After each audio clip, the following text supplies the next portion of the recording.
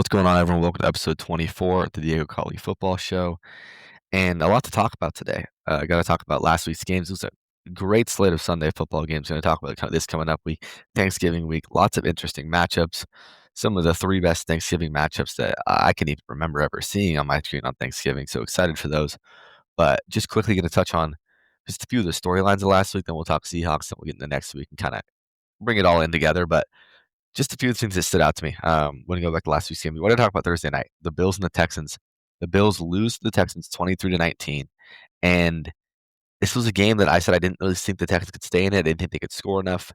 I thought the Texans defense would have a plan to stop Josh Allen. I thought that they would do a decent job at it. I did not think it would look like this. This was the best the team has played Josh Allen that I can remember. I mean, he had nothing for them. He looked uncomfortable back there. Just kind of a bad sign if you're a Bills fan because this offense isn't stacked with guys. They signed Brandon Cooks today. They said that's not going to change a whole lot of things, but it kind of just goes as Josh goes. There's not a whole lot of guys that are going to bail you out. James Cook isn't even like the top receiving back on that offense. I mean, they put in Ray Davis, Ty Johnson when they want a guy to throw the ball to. Ty Johnson was their best graded guy on offense at 84, but the Houston Texans defense, they had Josh all over the place. Josh Allen could not do anything. Will Anderson had 9 total pressures and 3 sacks. That's a game-breaking performance. Danielle Hunter, 10 pressures, 2 sacks. And they're so deep on defense as well because if you're watching the game, if you're watching the broadcast, towards the end of the game, they were resting those guys on the early downs, first and second down, because they had confidence that they could get them to a third down. And when they got them to that third down, they'd send in the rush team, the money team, and Anderson and Hunter and Autry, who had a good game with 3 pressures of his own. They had 35 total pressures and 9 sacks. And somehow that wasn't even the most sacks for that team had all weekend. We'll talk about the Browns later. They stifled him, and they had their little gasp at the end of the game, the 4th and 27, the hook and ladder, which was pretty cool. And when you see them get that, they get inside the red zone, you think that they have to win this game. There's no way they lose after doing the hook and ladder. And no, they did not. The Houston defense stood up again in the red zone and shut them down. And what is a bad loss for the Bills because the Bills are now sitting at 7-4 and just have looked uninspiring recently, like really, really uninspiring.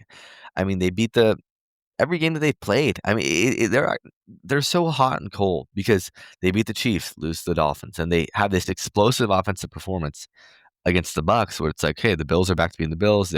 This is what we're going to see the rest of the year, and they go in and lay an egg against the Texans. And Shakir has a fumble. He's supposed to be that reliable guy. You can't do that if that's what you're trying to be in your role in the offense. And now this team in terms of playoff standings, they're not going to be able to host a home playoff game. They're going to be one of those teams that has to either go on the road. I mean, right now they're in the 7th spot. Texans are just behind them, sitting at 6-5. The Chiefs are behind them, sitting at 6-5. So if you're looking at the wild card spots, you got the Chargers, Jaguars, and the Bills. You got 2 strong playoff teams, I'd say, behind them, and the Texans and the Chiefs. 2 of those teams are going to miss. 2 of those 5 are going to miss the playoff. Obviously, who's it going to be? I'm not sure, but there's going to be good teams left out in the AFC. And I mean, the same can be said with the NFC. But in the AFC, the Bills, this isn't just you're going to walk into the playoffs with a weak division. The Patriots are there, okay? And people didn't really expect them to be there, but they are there, and they're going to have to figure it out. Another storyline of last week, I'm going to talk about the Bears, man. The Bears keep finding a way. And this was an impressive game because and if you look at it, they played Mason Rudolph. Yes, they played a backup quarterback. But the Bears defense, if you look at who these guys were missing, they have been missing Jalen Johnson, Kyler Gordon the entire year. And then right before the game, or in the week of the game, it's like their linebackers, Noah Sewell, TJ Edwards, and Tremaine Edmonds, all going to be out for the game. So that is their 3 starting linebackers that they were without during this game, along with their 2 starting cornerbacks who already weren't going to play.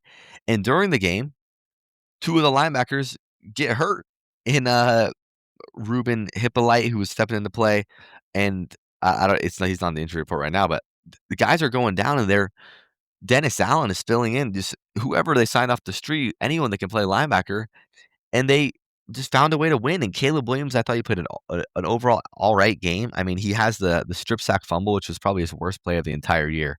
That was in a game where you have down guys on defense playing a backup quarterback. It's hard to spot a team 7 points and still win the game, and that's what they did. They came from behind. They it was just they go up 7-0, nice. They go 7-7, then they give them the 7 points, and then they fumble on the next drive, and they don't quit. They get a turnover on downs.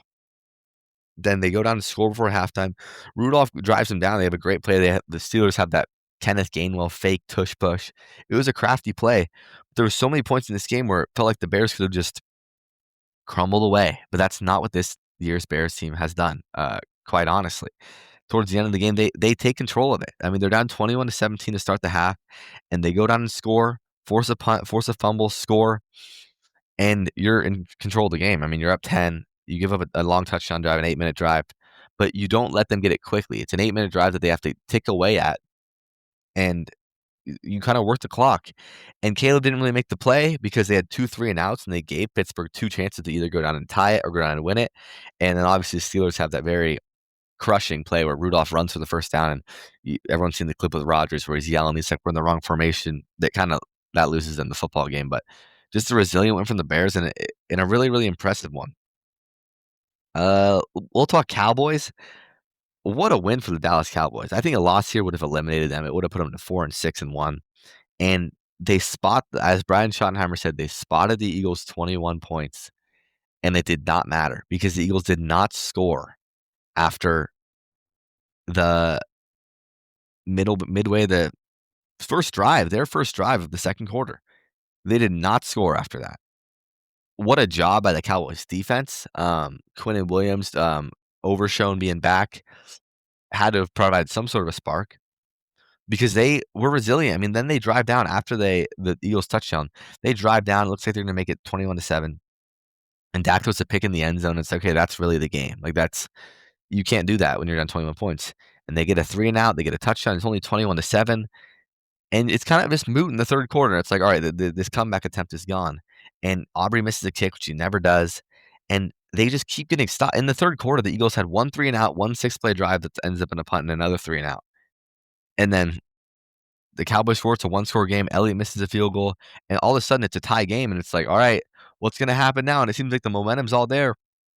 And Saquon fumbles. And it's like, all right, this is over. The Cowboys are going to win this game. And they force a punt. And then they fumble on the punt, and they get down to the 1-yard line. And I'm like, just run the ball in, Shotty. Like, you had the ball on the 1-yard line. It was second to go from the 2. Dak scrambles for a yard.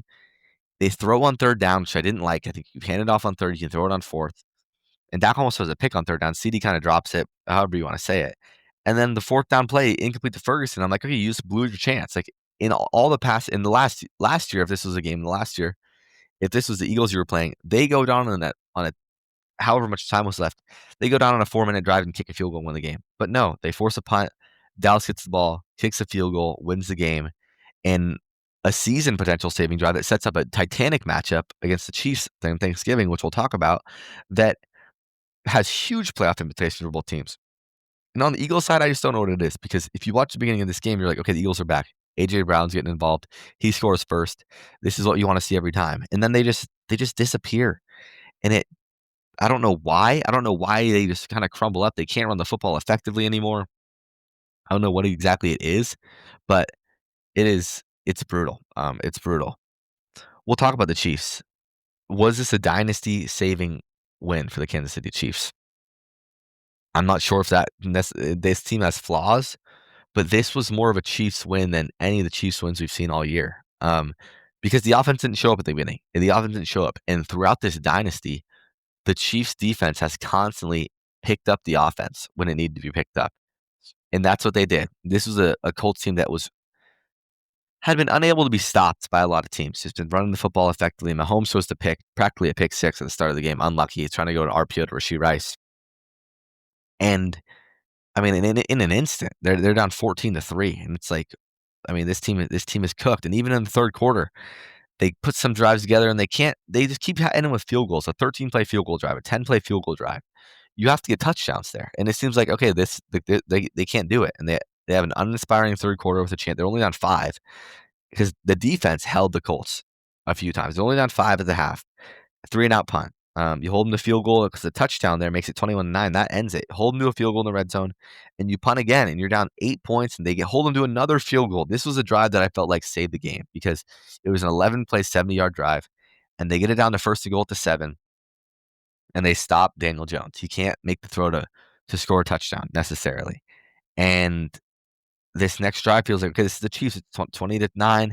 They're driving down. Mahomes with a deep shot to Rice, and Kareem Hunt fumbles with 5th at the start of the quarter. And it's like, it's really over. Like, what can they do? And in the fourth quarter alone, I believe the Colts, they didn't get a first down. They did not get a single first down.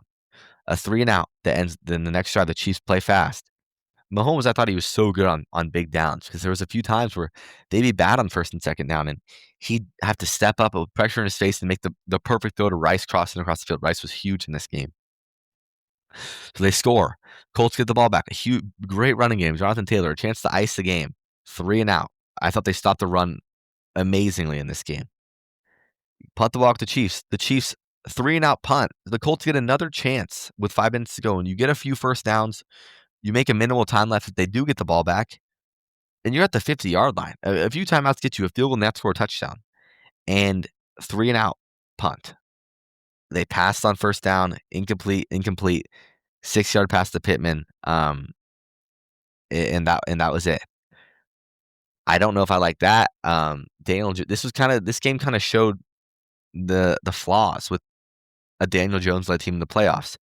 Can he make the big throw in a big moment to win his team the football game? The defense did all they could. They got up early, and he just couldn't make the play. He couldn't make the big throw on third down. There was guys open at times, and the Chiefs defense made the play, and he didn't. And they had a chance to win it in regulation. They go on a long 4-minute touchdown drive. They convert a few fourth downs, and it sends it to overtime. So the Colts have a chance again in a 3-and-out punt with another first down pass, second down run. You get it to a 3rd and 1, and Jonathan Taylor gets stuffed on 3rd and 1, and that's been their identity all year. And they had a chance to kind of try to establish it in overtime, and he gets stuffed on 3rd and 1. And the Chiefs get the ball back. They're not going to give you the opportunity back there, kick the field goal, win the game, and keep the dynasty, keep the season alive. In my opinion, that was impressive. What else from last week's slate? I'll talk Shador, and then we'll get in the next week and kind of talk about these teams when we cover this week's games. But it was fun. I kind of hate Kevin Stefanski, though. He calls this game, take the training wheels off, dude. I understand you're playing conservative because you're trusting your defense at times, but he made plays down the field, extending plays, and he dropped back 20 times, 11 for 20. That one pick was bad. He kind of got fooled. But they had I believe I saw they had 2 pass plays of 20 air yards, and they only had 1 the entire year before that, and he announces them as a starter for next week, which is great. Like, so you had to do in a winnable game. It's the Niners that we'll get to. But there's so many times he's just being so passive. Like, let him – I get it's his first start, but you're playing the Raiders. You trust your defense. Your defense tormented Geno Smith. Give him a shot. And he showed his flashes. I mean, the play downfield to Bond was amazing. On the run, that's something no one on the Browns is making that throw. Gabriel isn't. Flacco wasn't going to be able to do that. The play to Judy was good, and poor Judy does the hop step and a fumble, which is really, really bad and weird. But overall, it's good. I mean, they run Wildcat more than anyone I've ever seen. They love the Wildcat formation. But on the defensive side, I mean, this was one of the most there was never even a doubt in my mind the Raiders were going to get in this game after they went down 14, I believe it was. They go down 14 and at the end of the first quarter, and I never had a thought that the Raiders were going to come in this game because Myles Garrett was tormenting Geno. Geno looked uncomfortable. Genty couldn't get anything going in the run game.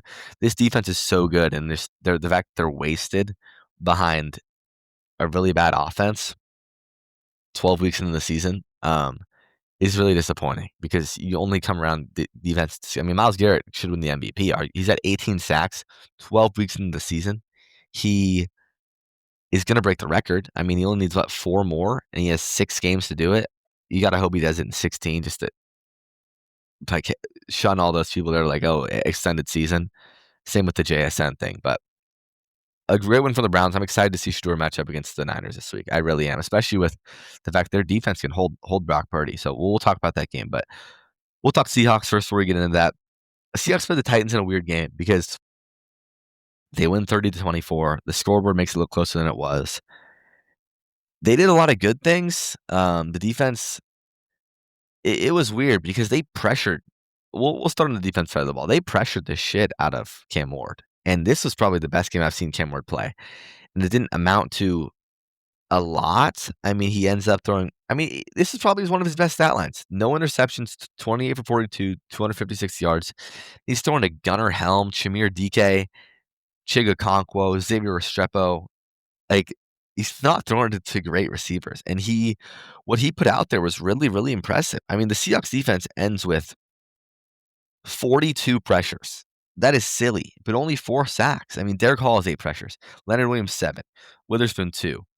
Byron Murphy had 7. Mike Morris, 2. Boye Mafe, 2. DeMarcus Lawrence had 6. The pressure was on him all day, and he did such a good job at just extending the play. I think this has kind of been not the Seahawks' kryptonite, but there's been a lot of games where they're into the backfield, and they had just kind of struggled to finish and get sacks, which is frustrating because it's going to come back to bite them. I didn't really have a threat in this game, but the Titans go down and score a long scoring drive to start the game. And they were extend. I mean, 9 minutes. 9 minutes. They're extending on third downs. Ward's making it happen when he has to. They complete fourth downs. They're being aggressive, which is exactly what we want to see from a kind of a bad team.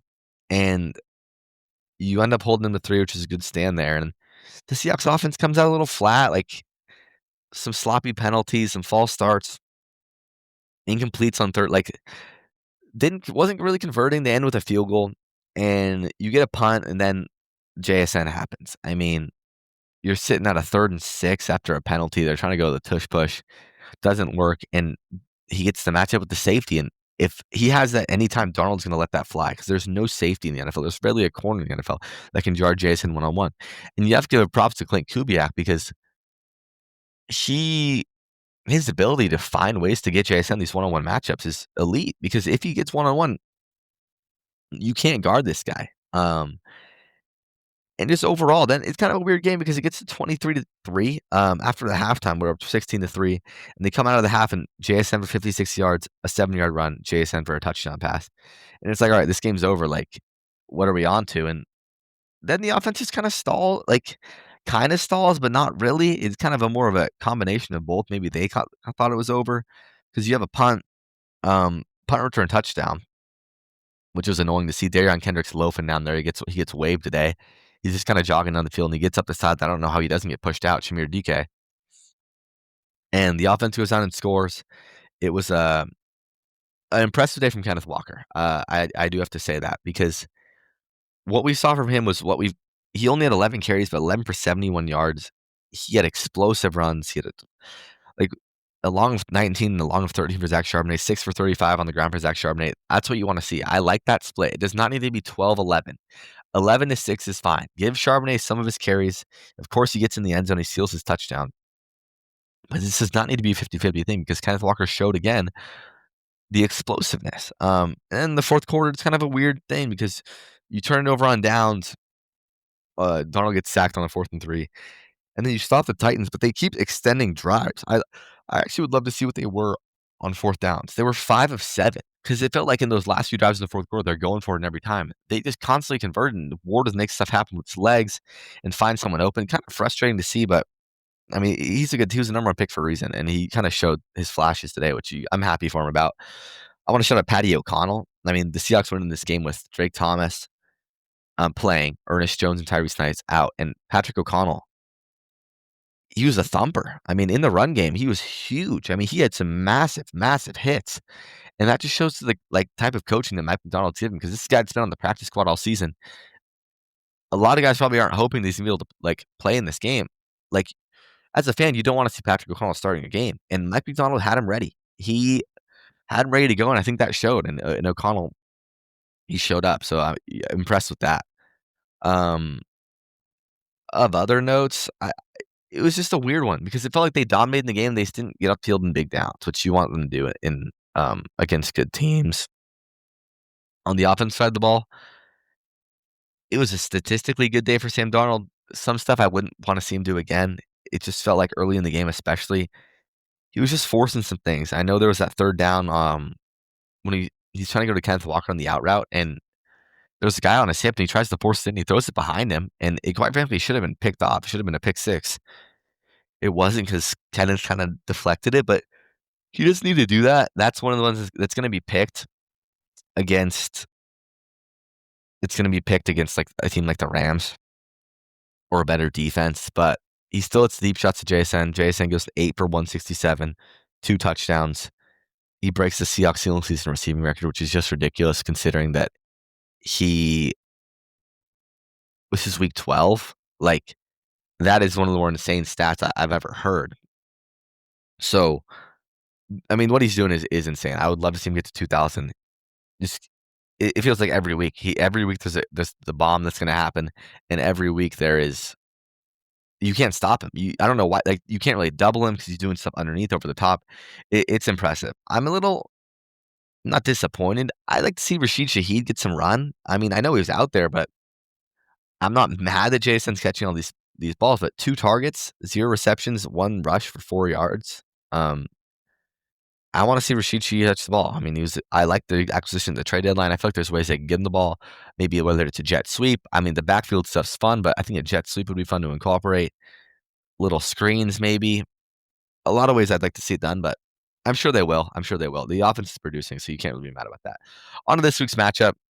We'll talk about the Seahawks versus the Minnesota Vikings. Unfortunately, we will not be facing 9. I'll talk about the Vikings in 9 real quick. It's bad, man. It is really, really bad. It is some of the worst quarterbacking I've seen from like a starting level guy that's not a replacement. He was a top 10 pick, and it's just consistently horrible. He doesn't give them any chances to win football games. He is a liability. There's reports coming out that O'Connell didn't want to start him all the rest of the year because he knew he wasn't ready. He wanted just to ride Wentz out there, which is coaching malpractice, in my opinion, because I mean, Wentz got killed, and he was making Wentz play through injuries, and Wentz goes out there and he's done for the year because of what O'Connell kind of made him do because he didn't want to play McCarthy. And then McCarthy has to play. He's horrible. I mean, this game against the Packers, I get the Packers are a really good defense. 6 points, 12 of 19 for 87 yards, 2 interceptions. Like, I don't even know. There's so much wrong. There's so much wrong with what's happening. It's I don't even know where to start. I mean, Justin Jefferson has 4 receptions of 48 yards. That is inexcusable production from a guy that is the best receiver in the league. And kind of the annoying thing is I want to see him I understand it's bad, but I'd almost rather see him be attempting to throw the ball downfield. Throw Justin Jefferson a 50-50 ball. Let him try to make a catch. I think that's better than oversailing over the middle routes and just checking it down to no avail and 3 and outs. I'd rather see you throw picks down the field than throw these picks where it's in the middle, it's a bad read, or you overshoot someone across the middle. I want to see him attempt. I want to see you play a Jameis Winston-style game who we'll talk to. What a game from him that was. At least try to throw the ball. He's just not processing things. He's not getting the ball down the field. He's not completing passes, and he's making the weapons on that offense, he's making them look average, which is disgusting to see. And now I guess he has a concussion. It comes out the next morning, on Monday morning. It says it wasn't a specific hit, but he showed symptoms on the plane, aka we don't want to start this guy, but we can't bench him. Max Brosmer is going to be the starter, who was a promising guy in the preseason. And honestly, I'm more scared to place Max Brosmer than I am 9. I wished replacing McCarthy. If we replacing McCarthy, this would be a record-setting day for the Seahawks defense. Not going to be. When it comes to this matchup, Brian Flores is going to get after you. We know that. That's the Brian Flores kind of scheme. Last week in the game against Green Bay, look at what his defensive numbers did. They pressured Jordan Love 13 times for 1 sack, so this Packers offense line did a good job of protecting them. One thing I do wanna talk about is on the Seahawks offensive side. I love the emergence of A.J. Barner that we've kinda got. He has emerged as just a reliable quality weapon for Sam Darnold. He's kind of taken the Cooper Kupp role that I thought Cooper Kupp would have at the beginning of the season, and that's what he has done. Every 3rd and medium, 3rd and short, it's him. And there was a 3rd and long, I believe. It was like 3rd and 13 or something like that, and Barner's protecting in the pass game, slips out, catches it like a 2-yard gain, and just runs with the first down. He puts it, lowers his shoulder, runs a guy over, and that's exactly what this offense needs, a reliable 3rd down guy, and I think they found that. I mean, he had a great game against the Rams, only had a few catches against the Titans, but he had a multiple on the first drive in those big situations, exactly what you wanna see, so you gotta love to see that from A.J. Barner. On other notes, I mean, the Seahawks are 10-point favorites at home against the Vikings, and I said it last week against the Titans. I didn't really think it should score more than 14 points, and they did. And Ty Okada is going to go on the IR. Seahawks signed Quandre Diggs to be the practice squad. And Quandre Diggs might have to start this game this week because Okada's on the IR. It doesn't look like they're going to activate Love quite yet. Quandre Diggs coming off the street might have to start this week, and that kind of concerns me because Okada is a guy who's young. He's been in the scheme, like he knows. I mean, I love Quandre Diggs, but he's old. He's an older guy, and he hasn't played in the scheme. I mean, I'm not saying that he's gonna be bad, but with a backup quarterback like Max Brosmer, has literally nothing to lose, 0 expectations on him, he's gonna take the shots at Addison and Jefferson, which kinda scares me a little bit, if I'm being quite honest. I mean, I trust McDonald to scheme up something. Obviously, I trust our corners. I trust the pressure that we're gonna be able to get on the quarterback, but I can't say that it doesn't scare me a little bit having that guy coming over the top. The Packers sacked McCarthy 6 times last week, pressured him 18, so I don't doubt that we can get home. But I think they're gonna have to because if you throw these receivers enough 50-50 balls, they're gonna come up with some catches. That's just what I think about it. I think this will be an interesting test for the Seahawks offense. They've kind of passed every test besides that Rams game, and they've moved the ball effectively in that Rams game, which is kind of the most annoying part. But it's the defense that's been susceptible to some like they've been good in games and they've had their times. Because that Chargers game, they had a rough day, and Herbert could do what he did whatever he wanted to. He was efficient, and they ran the ball very effectively, and that's why I think that the emergence of Kenneth Walker, this could be another big day for him. And the offensive line blocked well in the run game last week. I wanna see him do it against a team like this, not just the Tennessee Titans. I'd like to see this be kind of a Kenneth Walker game. I wanna see them, like, ride him at home, give him 15 to 20 carries. I wanna see what he does with that volume. See some explosive runs, and I was listening to Matt Hasselbeck on Hawk Blogger this morning. He said that he thinks the spot that the Seahawks offense can improve is the receivers in the run game because there's so many runs that are stopped at 15 to 20 yards because those guys in the second and third level make the tackle. And I mean, I agree. There's been times the offensive line does exactly their job, and Walker breaks through, and the safety makes the tackle. A linebacker coming across makes the tackle. I want to see him break run. When was the last time the Seahawks offense had an explosive run? That's what I want to see happen in this game. I think the Seahawks win this game handily. I mean, it's going to be Brosmer. I think they win this game pretty easily, to be honest. But I'm excited to see how they match up against this defense, against the Flores-led defense, a well-coached defense. I want to see Shaheed get involved. I want to see this be a Walker game. I want to see Sam keep the ball out of trouble. Got a shout out last week. This was the Seahawks' first game all season with 0 turnovers. That's always a positive thing, no matter how it looks. Whether there was plays that could have ended in turnovers, 0 turnovers. Good on that side. I don't know if I want to see Quandre Diggs playing safety, but it would be fun to see him out there in a game like this, not a game against a good team like the Rams or the Colts. And just looking at the bigger picture, I think the Seahawks are in a spot where they have to win out if they want to win the division. That's how good the Rams have looked. We'll talk about the Rams. They've looked dominant. There's been nothing that has stopped these guys.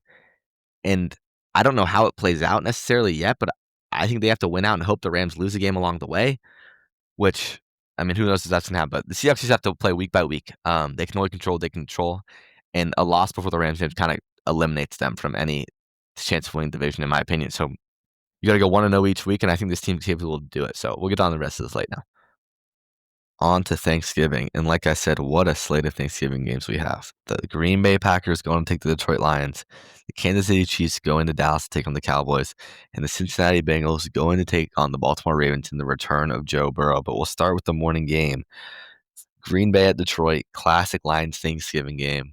Was never really a good game, but this year it has major, major implications as these two teams are sitting at second and third in the division because the Chicago Bears are above them both at first in the division. Lions are at 7-4.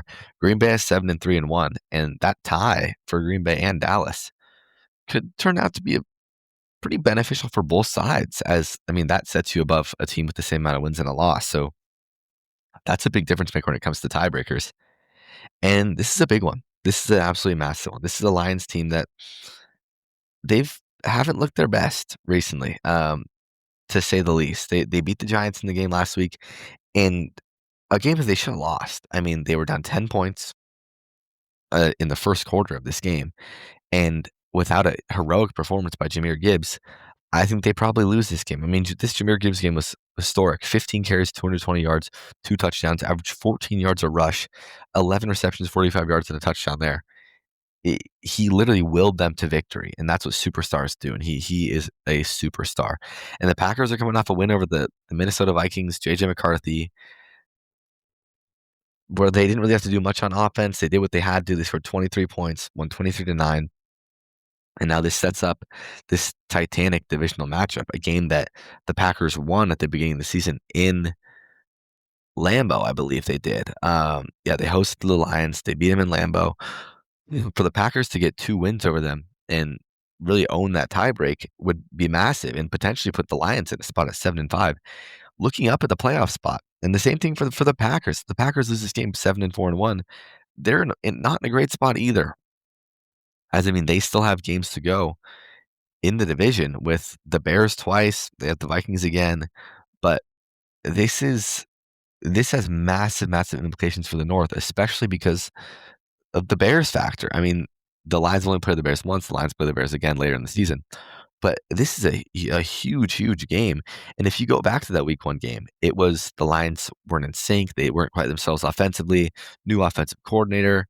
They'll settle in. And they did for a little bit and things sputtered. And now I could think you could say, I mean, you're kind of in the same spot. I mean, the offense performed last week to some extent, but it's still not really the same. It's not flowing the same with Dan Campbell calling the plays and who knows, just different situations. That game against Philly was a big example of, I think, how this game's going to look this week.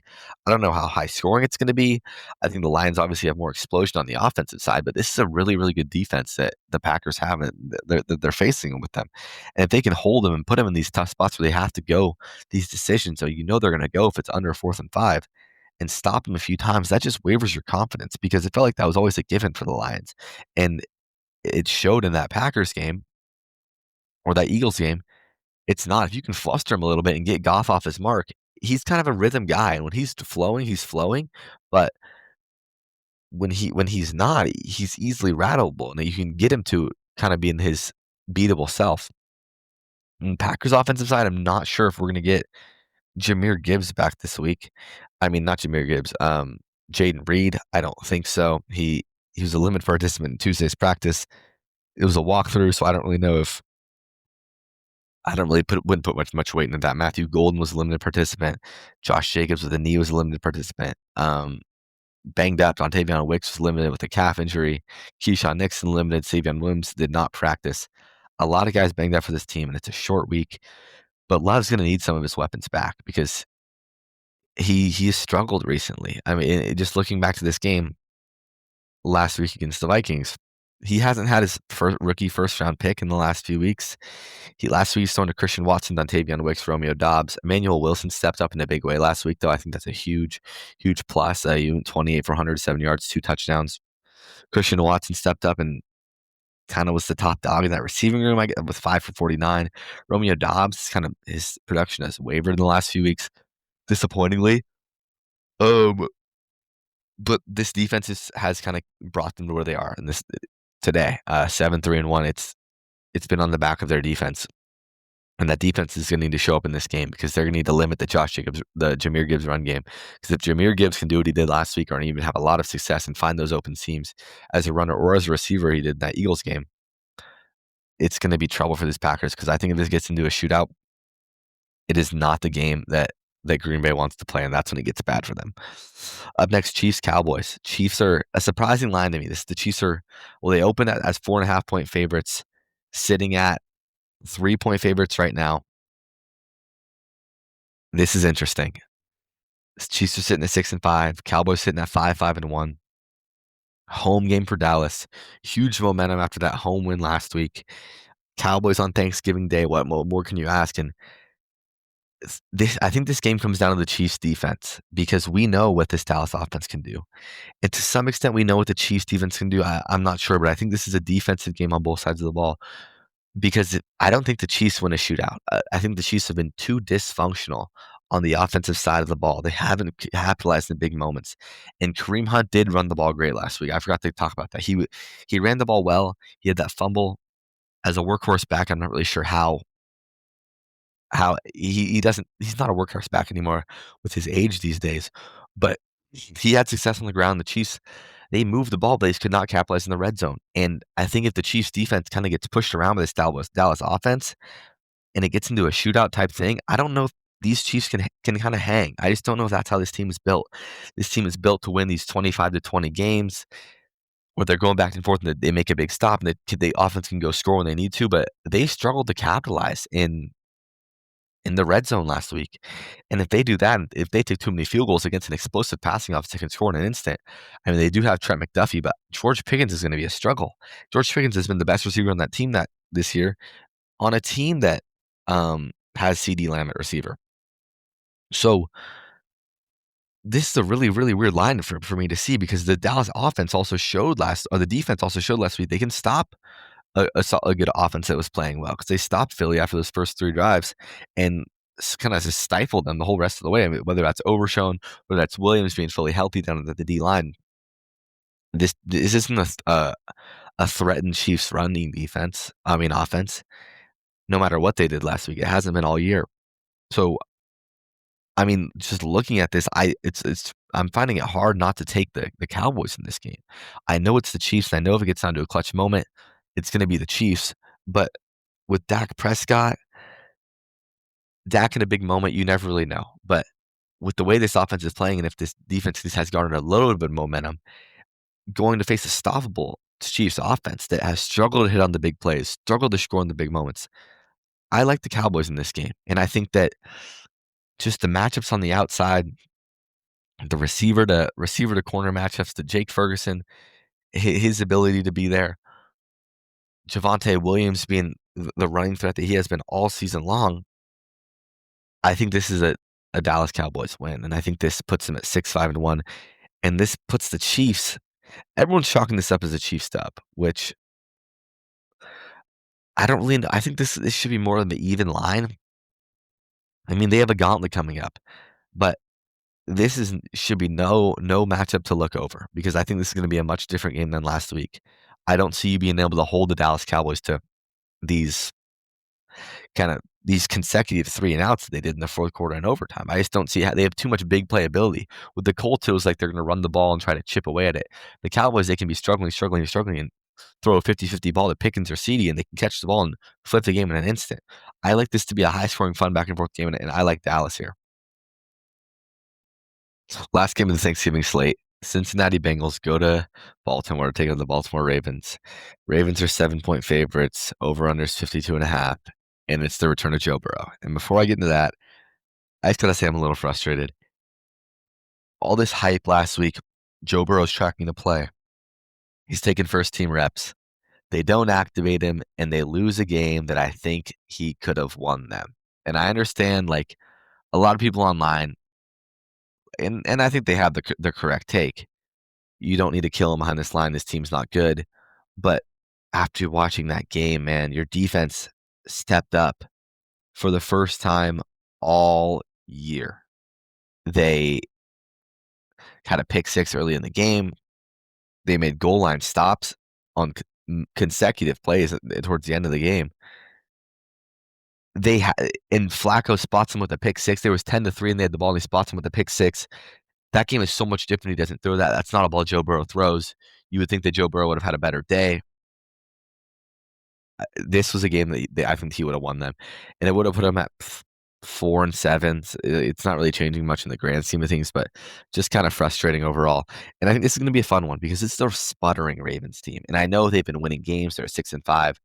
They have momentum, so to say, but these wins are coming in ugly fashion. I mean, they beat the Dolphins. That was a great win 4 weeks ago, 28-6. Beat the Vikings 27-19 in the game where they couldn't really get in the end zone. They couldn't really put these guys away.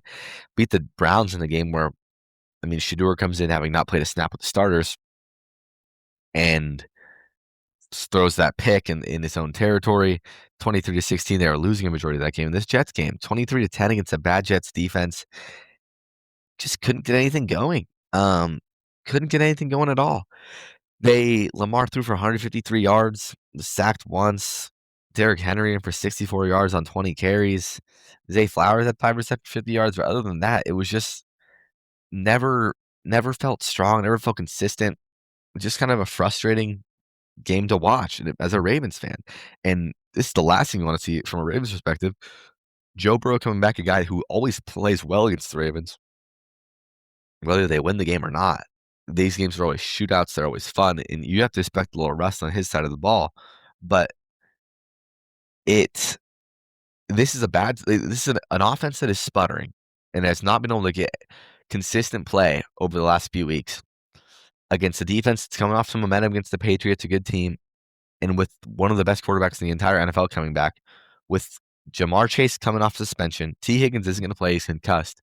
But I mean, Jamar Chase, a guy who's tormented you.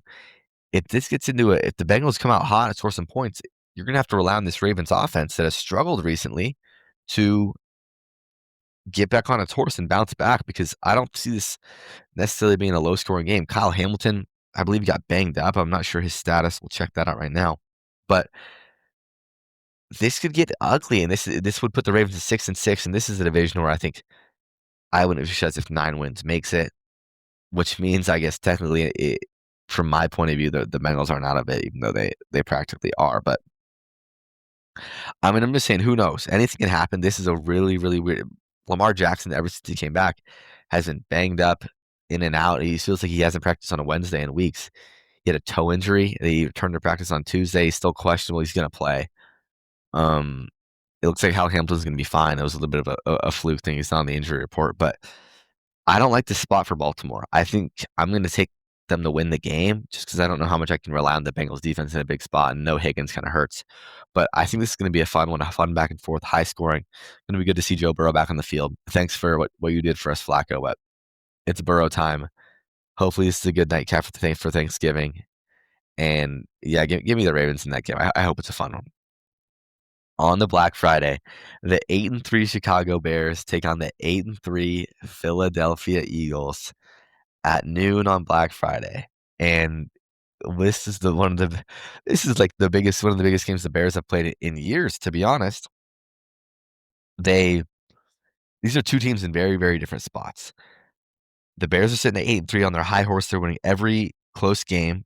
And the Eagles are sitting at 8-3, and their fans are pissed. They're coming off that loss to Dallas, where honestly they lost in a really, really horrible way to lose. If you want to lose if you're an Eagles fan, because they got off to such a hot start, and it showed the offense's capability and the potential that they've been wanting to see that they hadn't seen pretty much all season.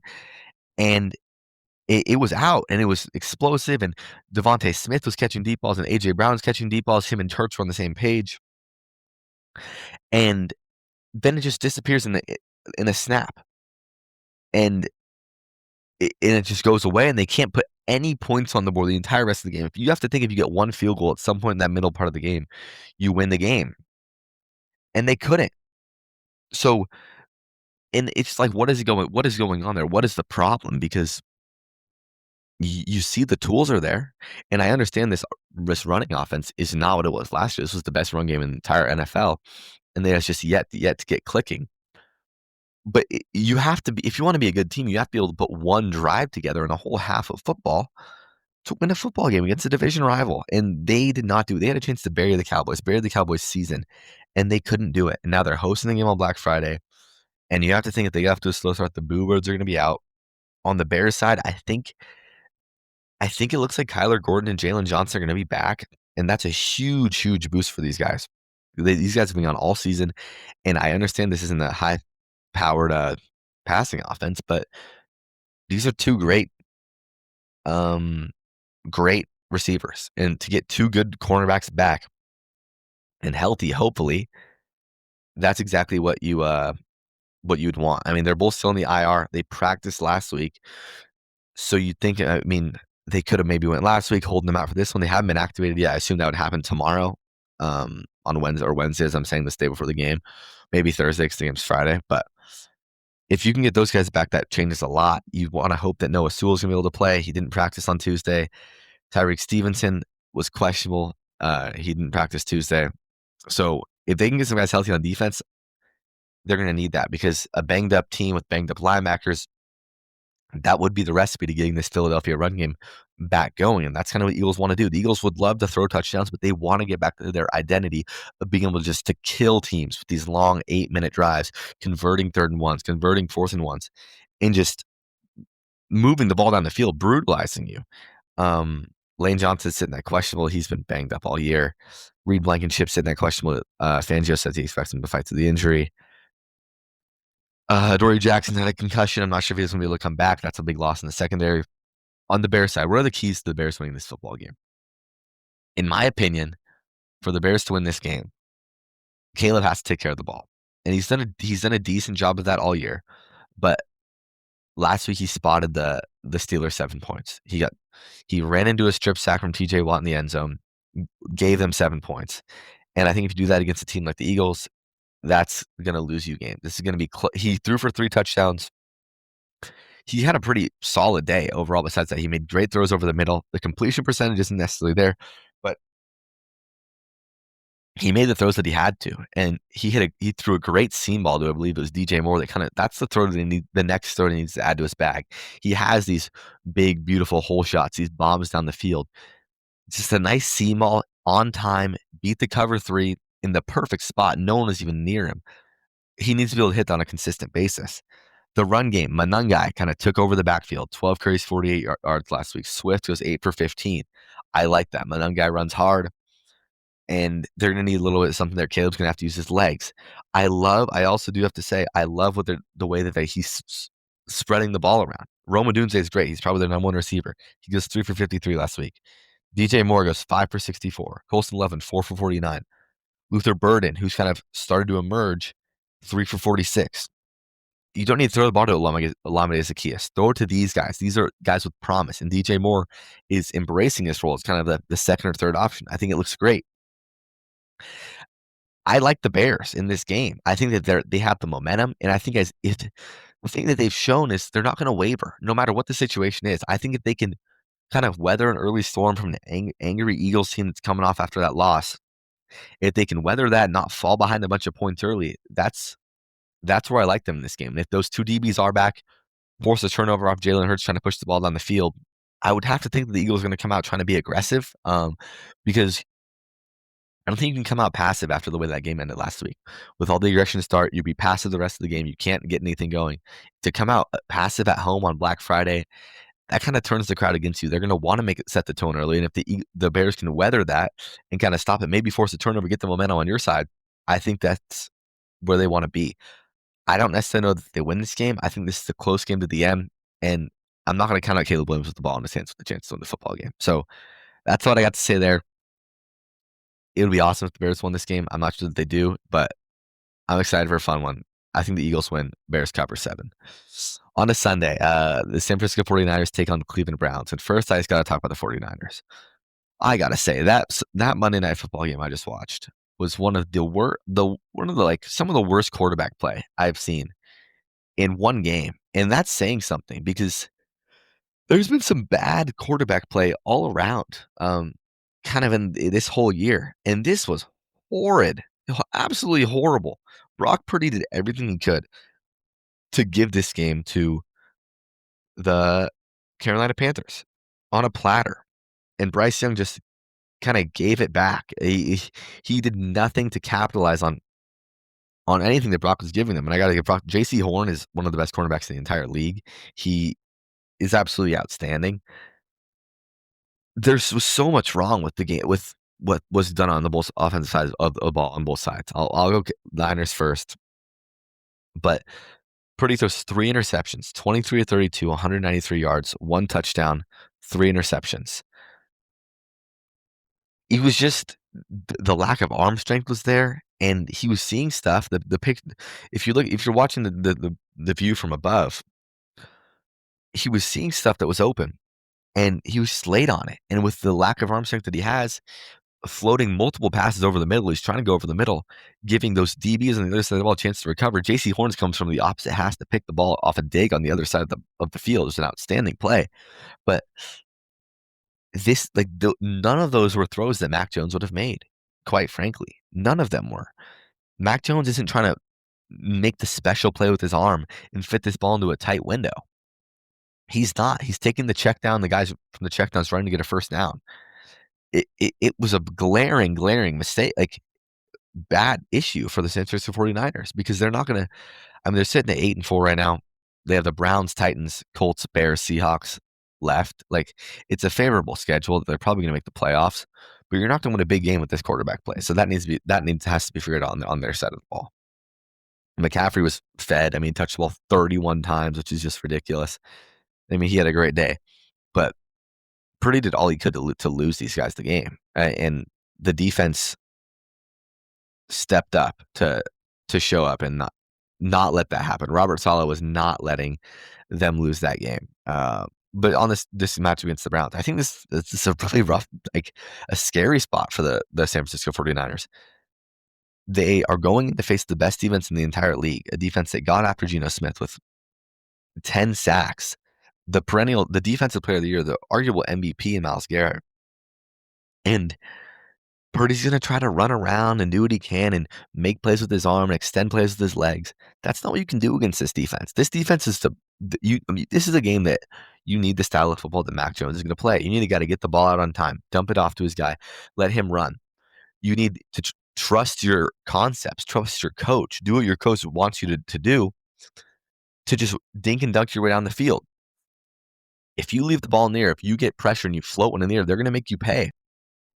And on the Cleveland Browns side of things, this is a team that has some momentum. Like they're a 3-8 football team that feels like they just were enlightened. And if you looked at the game in Vegas, looked at the crowd, the crowd pop from their plays that they had, it looked like a pro Browns crowd. And it's all because of Shedeur Sanders. Myles Garrett is grinning ear to ear on the sideline. He says, like, when he's narrating himself watching the Isaiah Bond play, and he's like, I didn't think he was going to catch it. It was crazy. And Stefanski doesn't name a starter after the game, and then he announced him as a starter on Monday. But this is like a motivated team. They're like, people are like, they haven't seen quarter. Like he had threw for 200 yards and 1 touchdown and an interception, like a 1-yard touchdown pass that ran for 66 yards. And the team's invigorated. So whether you're believing how he played or not, and whether you think he's a bust, whether you think it's the hype's going to be there no matter what, whether you think it's warranted, whatever. This is a team with serious momentum and is playing with heart and is going to be playing with some fire, like a defense that hasn't been able to have production behind them on the offensive end. They're going to have that in this game. As they would think. I mean, this is a good San Francisco 49ers defense. Robert Saleh has done an outstanding job, but I think Shedeur with another full week of prep, going to ball to Isaiah Bond and Jerry Jeudy. I mean, they have a really great run game. Quinshon Judkins, Sampson, they're explosive on the ground. Like they can do it in a lot of ways, which I think helps that Shedeur can rely on a bit of a run game and play out of the play action and then do more with his legs out of that. I think it's definitely a plus. I think this is going to be a fun one. I'm taking the Browns in this game. I think this defense is going to provide major problems for Brock Purdy, and I don't see him being able to drive down the field a whole lot on this studly Browns defense. And the Browns can put together a few points on offensive side, who knows what can happen, but I like the Browns in this game. Up next, Jaguars Titans. Jaguars go to Tennessee, 6.5-point favorites, coming off a roller coaster of a game last week in Arizona. This was a game that Trevor Lawrence tried to throw away multiple times, and somehow, some way, they win the game by 3 points in overtime. Lawrence threw 3 interceptions and had 1 fumble. That's 4 turnovers he accounted for on his own. Also threw 3 touchdown passes doing his best Jameis Winston impression. This was bad, man. Like, there was times when it's like, what is he seeing out there? What is he doing? He The one where he gets hit on his arm and Walter Nolan catches it and runs in, that was a hell of a play by Walter Nolan. ETN had a good day, ran for 86 yards, but this was like they're lucky that they played the Cardinals because the Cardinals really you got to give props to their defense. The defense did a great job of holding them and not letting them get in the end zone because Brissett threw the rock. He threw for 100, 300 yards and 0 interceptions. They ran the ball poorly, 20 carries for 55 yards. So the defense held their own there on that side, but they did a good job of bending and not breaking. They lost the turnover battle by 4 and won the football game. That's not going to happen very often. I mean, they're lucky they go to play Tennessee this week. Tennessee, they've been fighting. I mean, they fought against the Seahawks. You got to give them that. Only a 7-point spread at home. Maybe last week got some momentum behind him. I think he needs to just use his legs more because I think he was trying so hard to sit in the pocket for a lot of the year, which is fine. He wanted to be a pro style and really try to go through everything. And I mean, at this point, your team's not great. You have no weapons to throw to. He's just got to do what he can do to make positive games, and that's exactly what he did. So I hope he builds off that. I think the Jaguars win this game, but overall, nothing crazy there. I think the Jaguars win. Up next, we have the Houston Texans at the Indianapolis Colts. This is a massive, massive game. It has a lot of implications for both teams. The Texans are sitting at 6-5. The return of C.J. Stroud. Texans have all this momentum built up. Going to take on the Indianapolis Colts. They're sitting at 8-3 off that loss against the Chiefs. Can Daniel Jones bounce back? Can the Texans and C.J. Stroud come back after Davis Mills has won 3 games in a row? Davis Mills has made the exact plays that he has needed to make in the last few weeks to get the Texans in this spot of sitting at 6-5 and in a decent playoff spot considering how they started. Since Mills took over, they have won 36-29 against the Jags, 16-13 against the Titans, and 23-19 against the Bills. Now they take on one of the best teams in the league in the Indianapolis Colts before they take on the Chiefs next week. So this is a massive, massive game. And this is going to be a battle. This is going to be a question, in my opinion, of which quarterback can make the play in the big moment, because this is 2 good defenses.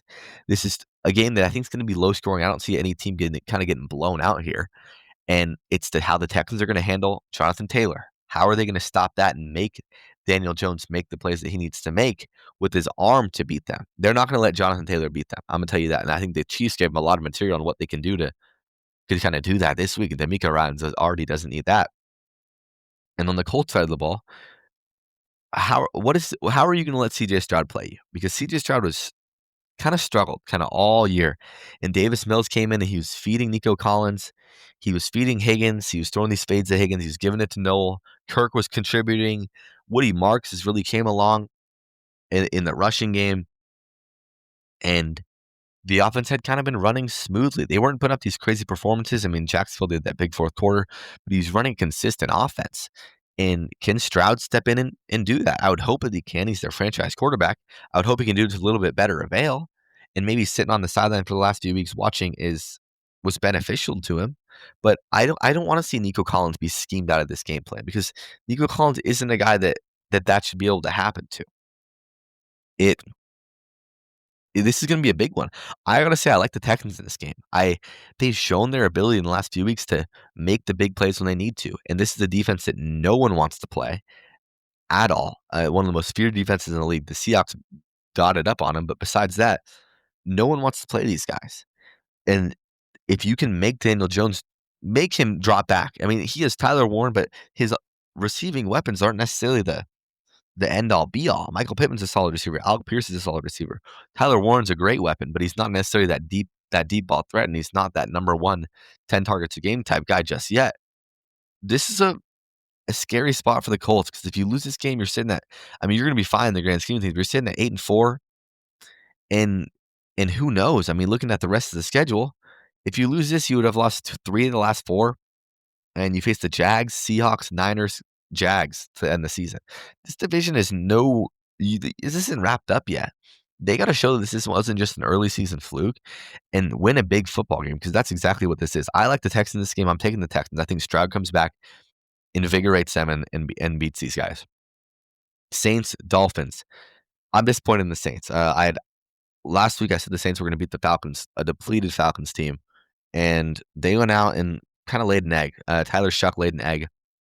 Was disappointed with what I saw from him. They got by. It wasn't even really close. You can't lose this Atlanta Falcons team 24-10, in my opinion. That just kind of rubbed me the wrong way. He was their leading rusher with 7 carries with 22 yards, just zero effort to establish the run game.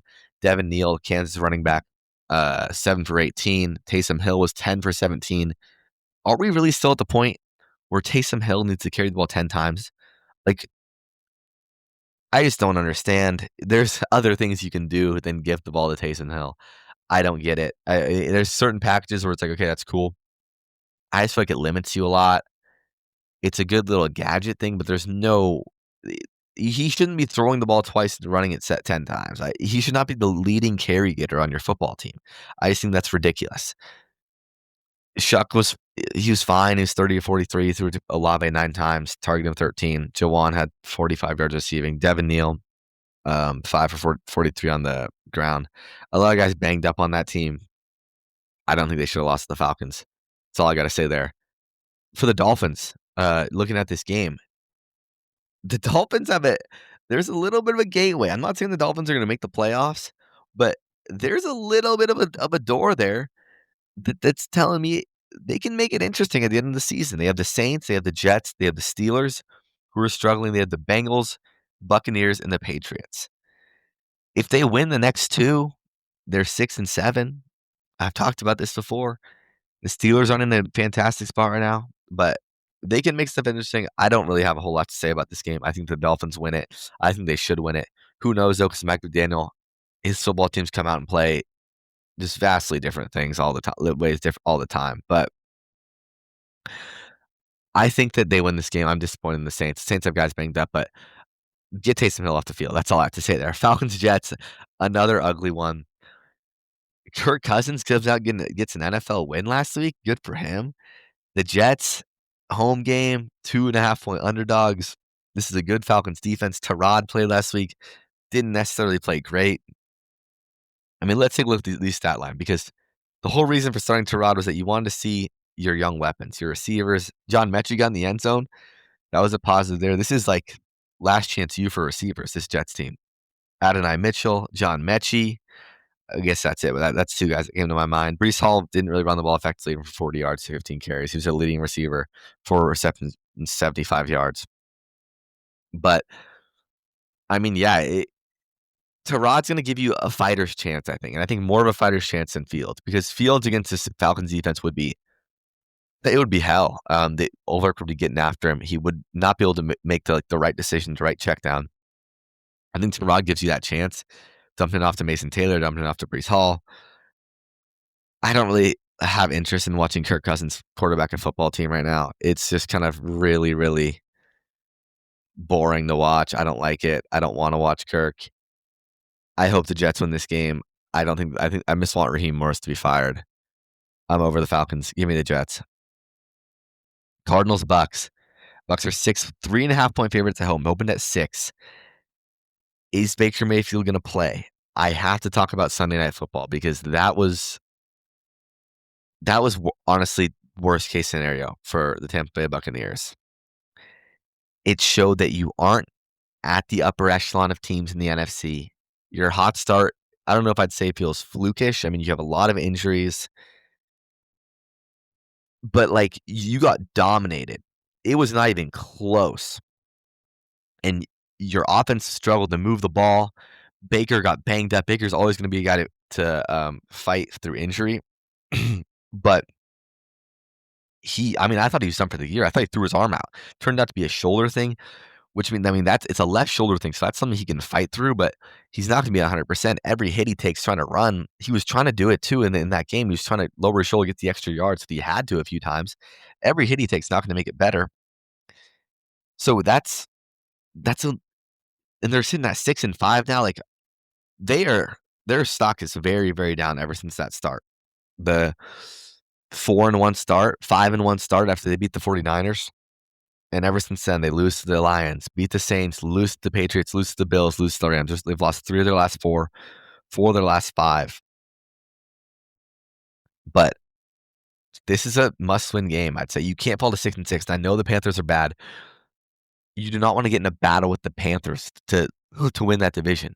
The Panthers being bad should mean you need to win these next few games. So at the end of the season, because of how poor the rest of your division is, you can rest up some of your guys and get healthy because this team is one of the most injured teams in the league, and their weapons on offense are injured. Their weapons on defense are injured. Their quarterback is super banged up. This is a must-win for the Buccaneers. On the Cardinals side, this is a team that has fought. Brissett kept them in it. Michael Wilson these last few weeks has had a Linsanity run. He goes for 100 yards last week again, has the beautiful catch at the end of the game and put them in field goal range. And then they still make the plays. I thought they should up and spike the ball at the end of the game. Brissett tries to call up a play. Doesn't work. They end up having to kick it. You get one shot at the end zone instead of a guaranteed 2. Just kind of bad situational gameplay there. I think Gannon's going to be gone again this year. I think they need to fully clean house. The defense has been good, but this offense just hasn't been good enough. I mean, it at least needs to be an offensive reset because I don't know how Drew Petzing still has a job there in Arizona. This game's probably going to be closer than the Bucs fans want it to be. I hope that they can pull this game. If they don't win this game, they're in a really, I mean, not even like a bad spot for playoffs, just in like an organizational spot for the year. I mean, they have the Saints, Falcons, and Panthers coming up. If they can beat the Cardinals, Saints, and Falcons, which they should beat all 3, then you're in a spot where you're 9-5, and you have games against the Dolphins and Panthers to end the season. You ideally do not want to have that Panthers game matter at the end of the year. The Panthers are a pretty bad team, but they're 6-6. So, I mean, they're 6-6. I mean, that's what it comes down to. They got the Rams this weekend. They're probably going to lose that game. If you're a Bucs fan, you do not want that Week 18 game to matter. So, I think the Bucs pull this game out, but I wouldn't be surprised if Brissett keeps it close again because that's kind of just what he's been tending to do this entire year. On to the Panthers. I got to talk about their performance on Monday night. That was just bad, man. Purdy, especially at the beginning of the game, you were given so many opportunities to hang around and stay in it. Just looking at just going back through the game, he throws an interception on his own. He throws the interception on his own 8-yard line, and Horn picks it up. You get the ball at the 15. Bryce Young scrambles for 5 yards. Dallo runs for 3. It's 3rd and 2 at the 8. He runs to the 1-yard line. It is 1st and goal at the 1-yard line. And Bryce Young rolls right. He has the pylon. He has the corner. It's 1st down. If you don't like anything, throw it away. And he throws an interception. It was a chance to tie the game up at 7-7. And it was gifted to you on a platter, and you gave it away. And from that moment on, I was like, the Panthers aren't going to win this game. You can't. You're a worse team. You struggle to have explosive plays on the field, and you just did that. Then Purdy throws another interception, and you go 3 and out. Then he throws another interception, and you get a field goal out of it. You kick a field goal from 4th and goal to 7. That's another. You had 2nd and goal. You had 3rd and goal at the 4. This was a game that went in a half as 10-3, and you should have arguably been winning. I'm done with that game, but just they had every opportunity in the world to win that game and get into a great spot at 7-5, and they did not. So that's what I got there. Now they're going to face the Rams. The Rams are a buzzsaw. The spread's 10.5. I have no reason to think the Rams don't blow the gates off the Carolina Panthers. This Rams team is so good, unfortunately. After calculating from earlier, if the Seahawks win out and beat the Rams only lose the Seahawks. The Rams are going to get the 1 seed. So Seahawks are going to need someone else to step up and beat them along the way. I don't think it's the Panthers. I'm done with that there. I think the Rams win that game. Bills Steelers. Buffalo travels to Pittsburgh to face the Steelers. 3.5-point favorites. Rodgers is gonna be back, which is interesting. I mean, a broken wrist ends up missing a week, which is kind of crazy just to say that because he was fighting to play last week. It seems like he did all he did. He wanted to play the Bears, but gonna be back this week in the game that they need because if the Ravens win on Thursday night on Thanksgiving, they will officially be in first place if the Steelers lose this game. And the Bills, They need this one too. I don't know what to think about the Bills, man.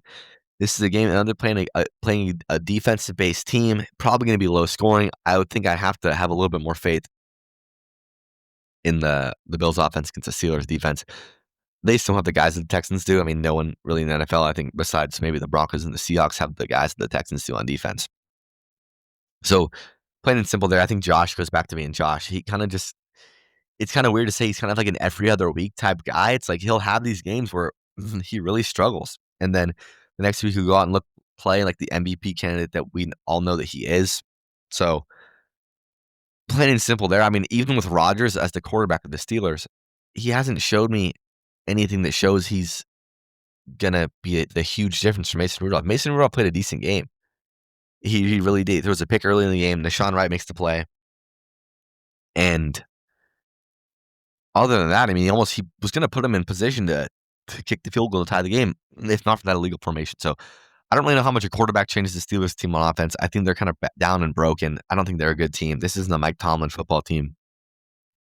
He got a question about his outdated cover 3 in his press conference the other day, and he said he liked the question, but he wasn't going to answer. Like, that's just stupid stuff I don't like to see from a head coach. So I like the Bills to win that game. Up next, Raiders-Chargers. Going to keep it quick here, too. The Raiders fire Chip Kelly, the highest paid offensive coordinator in college football.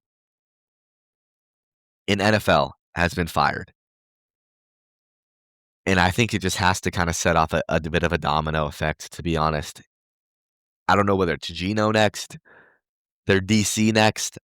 I replied to someone on Twitter. I was like, I'd have to think this could mean Geno might be benched next. And someone was like, they made a good point. They said, I don't think Pete's going to bench his guy, which I think is true. Geno's flipping off the Raiders fans, running off the field after giving up that performance. Like, this is just everything we saw last year, except it's way more heightened because he's in Las Vegas. The team's horrible. It's not even like last year with the Seahawks were a above average football team. They're a horrible team. It's not all on Geno, but he's not helping your cause at all.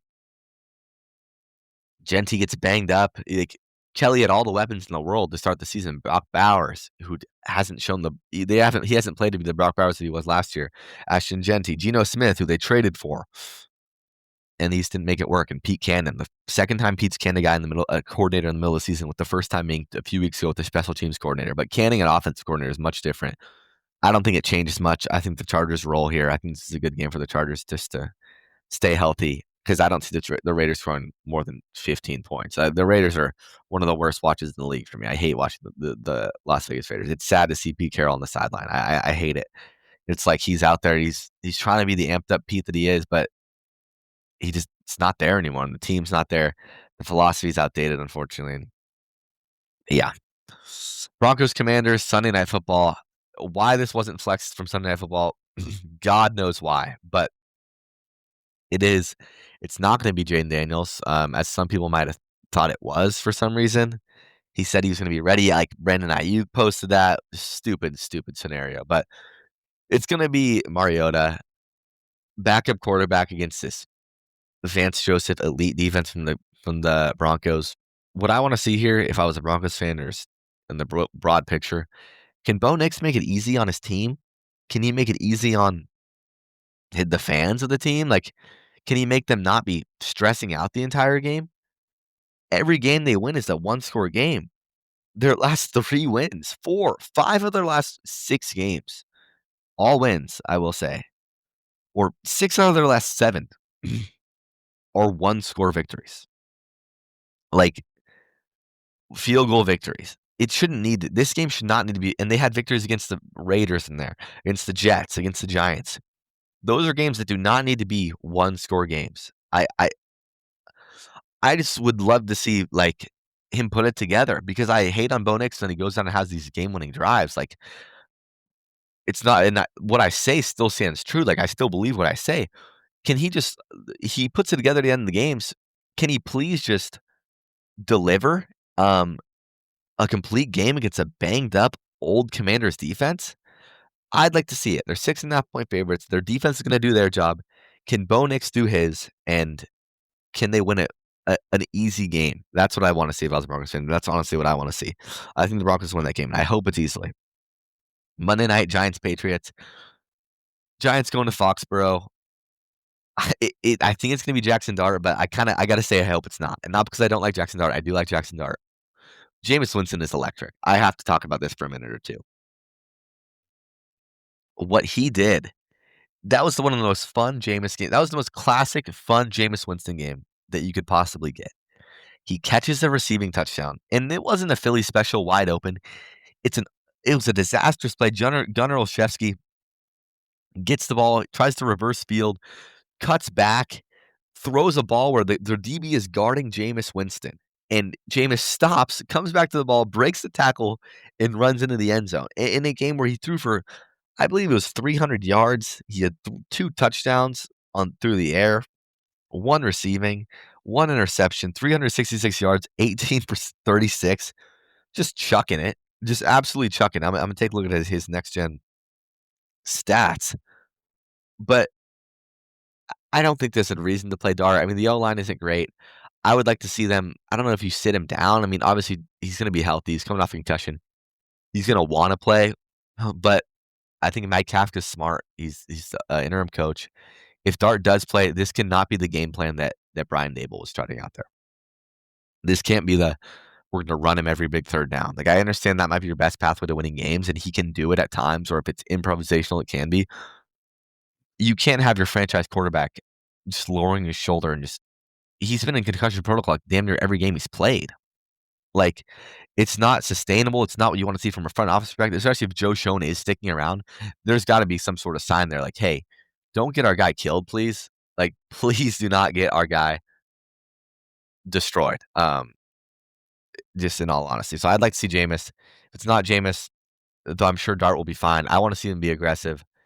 I'd like to see Jameis just to make it fun. I think it makes it a more fun, closer game. A bit of a sweatier game for Patriots fans, but I think the Patriots win this game. The Patriots are a solid team. They're not a great team. They're a good team. They've had a favorable schedule, but they've beat the guys in front of them. So you got to give them props for that. But I mean, yeah, I think that the Patriots win this game. I hope it's Jameis. It'd be fun, but whoever it is, I think this Giants team is built to kind of play spoiler in a lot of ways. It's a good defense. They fire their defensive coordinator, blown like as many 10-point leads as he possibly could this entire year. But they're in a lot of games, kind of the team that no contender wants to face because they got nothing to lose. They got guys that are playing hard, and yeah, you don't want to play us. But I think the Patriots win this game. All right, to finish this off, gonna talk college football rivalry week. Some big matchups, some fun matchups. Was a mess late last week.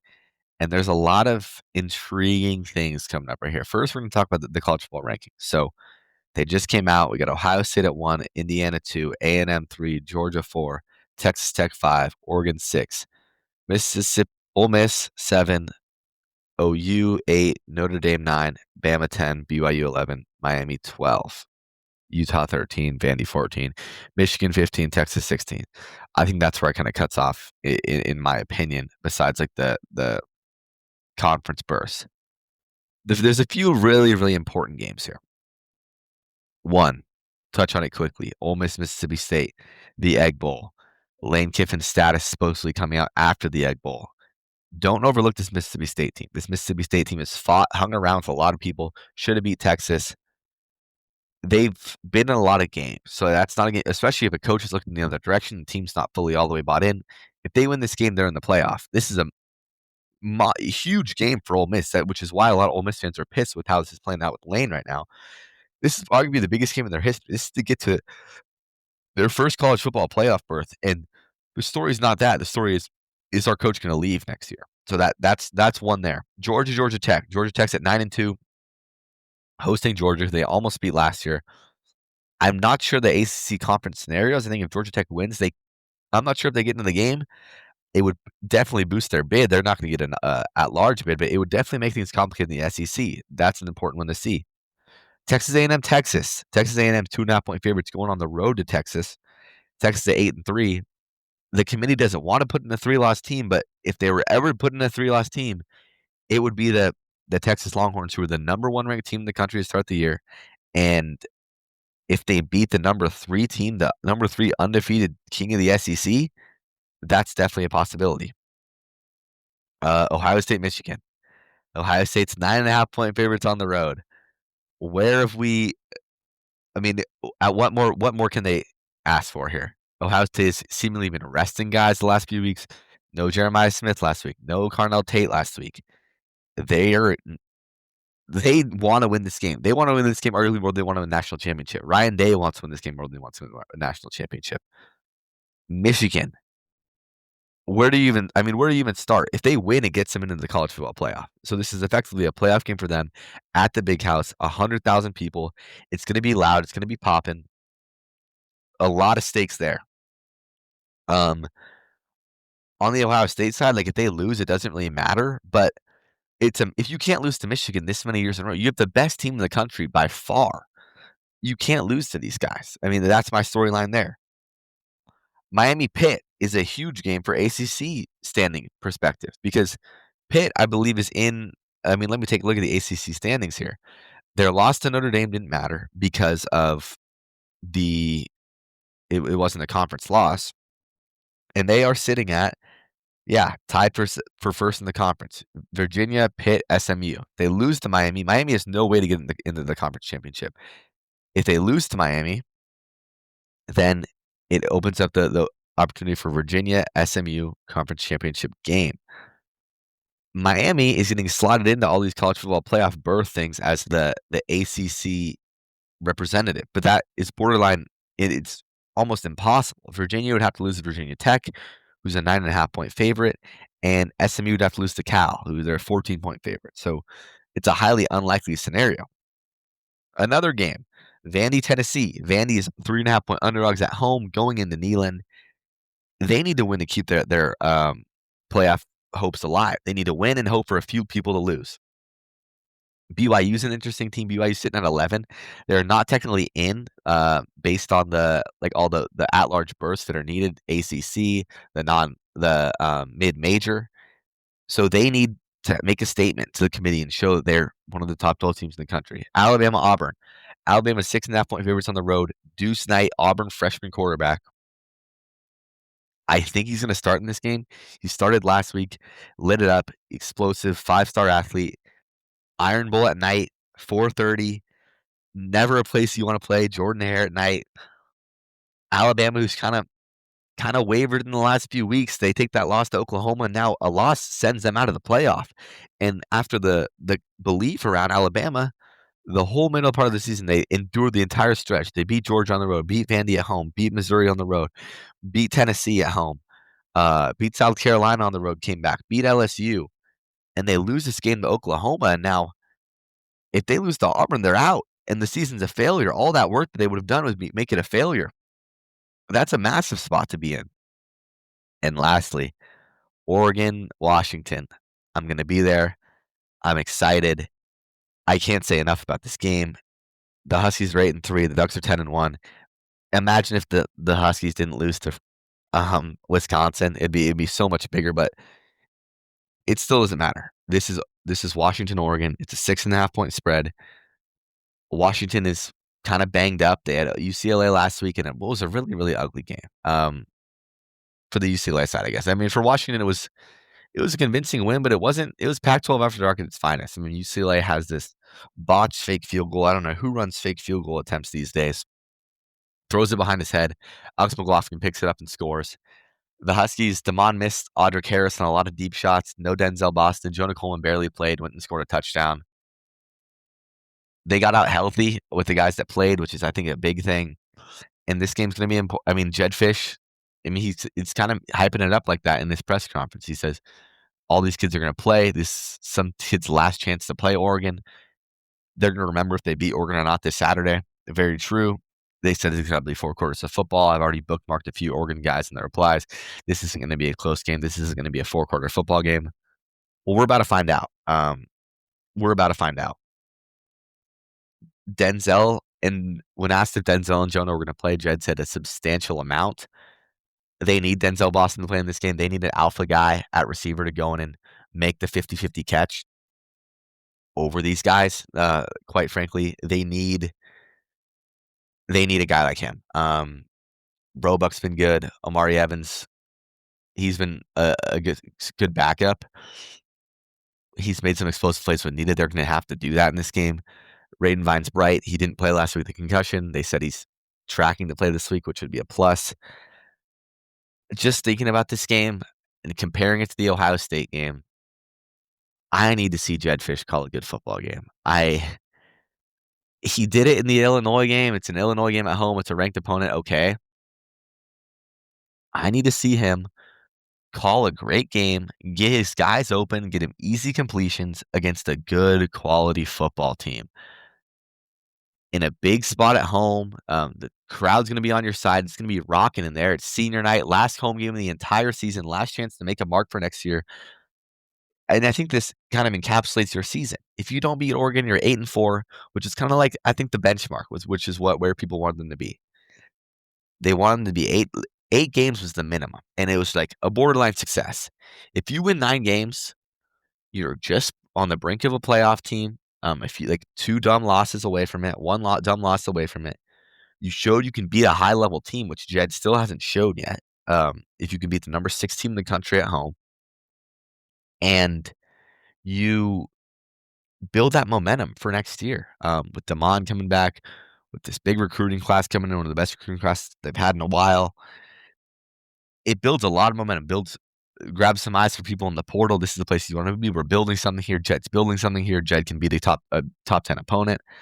It says a lot about the season, and it changes the whole kind of metric of the season. If you have a disappointing loss like that Ohio State game, it's a lot of momentum down the drain when on a season that the chances were definitely there. On a pure game perspective, I saw a stat. The Husky defense has not allowed more than 25 points all season. They haven't done that since 1991. Ryan Walters has been kind of under the radar at times. It hasn't been pretty. He's been great. Um, they have the defense has stepped up to a lot of challenges. The Ohio State game, they step up, holding to 3 points a lot of times in that game. The Illinois game was 25 points, and the game was over. It was a blowout. This is a power running team, and the linebacker is going to be big in this game. X Alexander has been came way under the radar for this team this year. He's been one of the best players on defense. Zaders Rainey Sale has been a huge bright spot since he came back from injury, his torn ACL. Him and X in the middle have been stifling in the run game. Zaders has been great in the pass game as well. And it feels like there's so many 3rd and 1s, 4th and 1s where X has been the one getting that stop, tracking down the quarterback, stopping the running back in his tracks in the backfield.